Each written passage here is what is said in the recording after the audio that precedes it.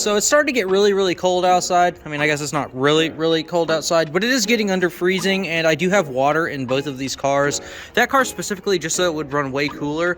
I have realized that it does not actually need water to run cool. It just naturally runs cool because there's nothing stopping the air from reaching the radiator. So I'm probably just going to run a mixture of coolant in that. I'm actually going to be pulling both engines out of both cars because I have to address some leaks on both of them actually.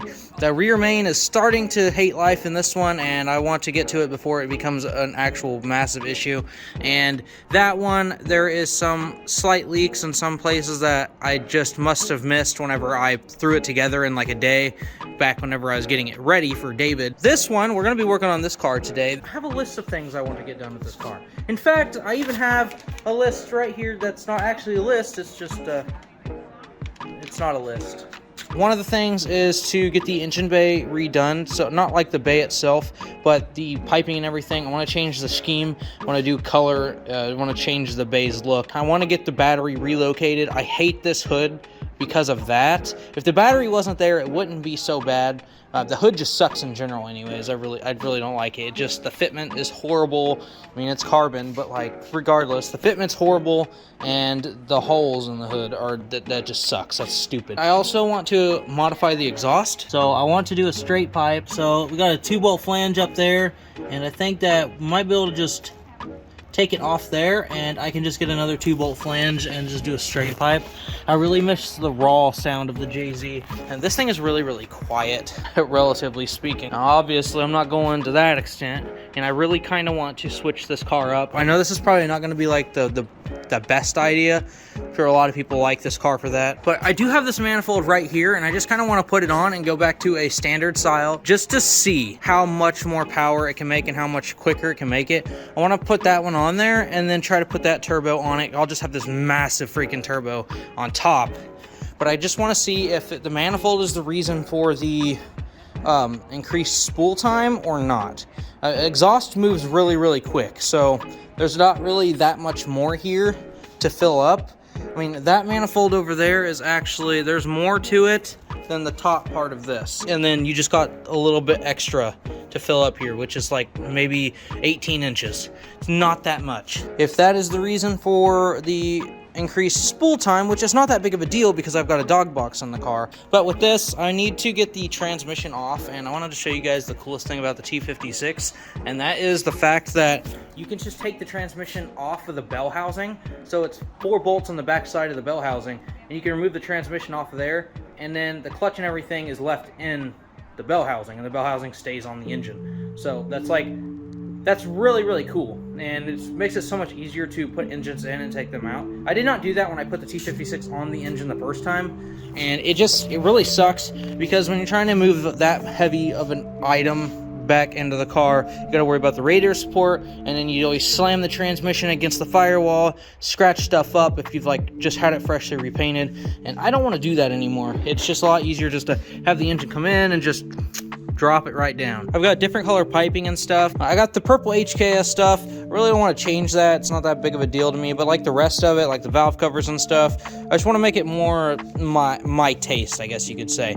This intercooler piping actually used to be on the 240. This pipe was on the intake side when the 240 still had the 1JZ head. Yeah, that was the color scheme that I went. So I had a whole bronze piping kit, and the turbo was bronze. And now that I have a TIG welder, I can get this off of here, and I can adjust this to where it can just be one pipe. Too many couplers in my opinion. I don't like couplers. That's why I only have one pipe over there, and that one doesn't even have couplers. It's got alpha locks. I want to get rid of that. I want to change this color, and I want to shorten this pipe and weld it up, make it better. And then on top of that, one of the biggest things that we're going to be doing is the wiring. I want to redo my harness, and I want to do it from scratch.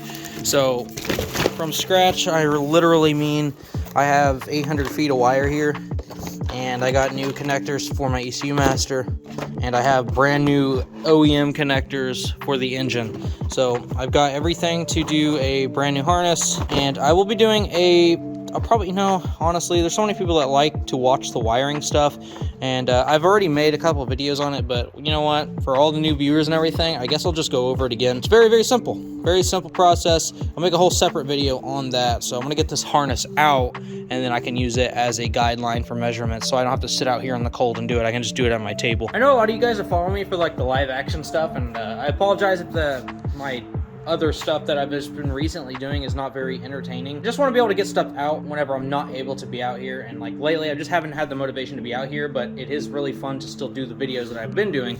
But now that we're out here, just want to go over basically every single thing that we're going to be doing. Like what I've already said, there's some other things. So since I'm gonna have the engine out, I'm actually gonna go through it this time, because last time I had the engine out, I got it out and then put the T56 on it, and then I put it back in so I could have the T56. But since it's literally October now and snow is like basically inevitable at this point, there's no point in not, I might as well just get it out now and then be able to work on it and do stuff while it's still a little bit warm, because it's still gonna be in the 60s and stuff. But if I get it done in time, then I can have it back together and we can go out and drive. We're just gonna let it leak out nice and slow so I don't get mess everywhere. Honestly, I wish the engine bay was as shiny as the exterior. And I did talk to Alex about that, and he said that we could probably do that, but I would have to go through and, obviously clean everything and get rid of stuff like all these tabs and other things that don't need to be here. And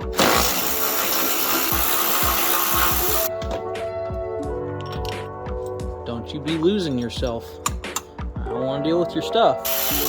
We're not doing that old AC delete stuff anymore. I really like the idea of being able to enjoy my car in the middle of summer, regardless of temperature, and I don't want to be miserable when I'm doing it. I'm going to pull my bumper off before I accidentally lean on it and scratch it, and I just don't want it to get scratched. You guys know that my front end was just literally redone. That is why the paint and everything looks spectacular.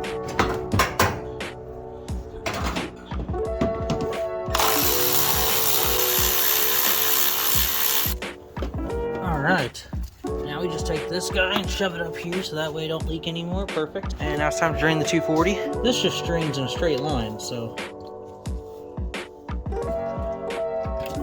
Now we pull the harness. So this is the easy part, because I did redo this harness once. I just didn't fully redo it the way that I would have wanted to do it back then. And I guess it's not as ugly just like sitting and looking at it, but there's obviously so much factory stuff that's still on here. I'm gonna have to depin some stuff on this and then actually install it on the other, because of course I've got my wideband and I've got my coil harness here as well. So there's gonna be some stuff that's coming off this harness to use, some connectors like the air conditioning, and there's actually a lot of connection, or a lot of wire up here that's still there that I never used, that is actually for like idle air control and for the AC and stuff like that.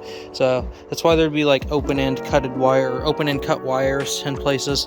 They're not open, but they're just everything prepared to pull out. I got the shifter and everything removed. Basically the entire engine is ready to come out. It's got to undo the engine mounts and do the transmission side of things.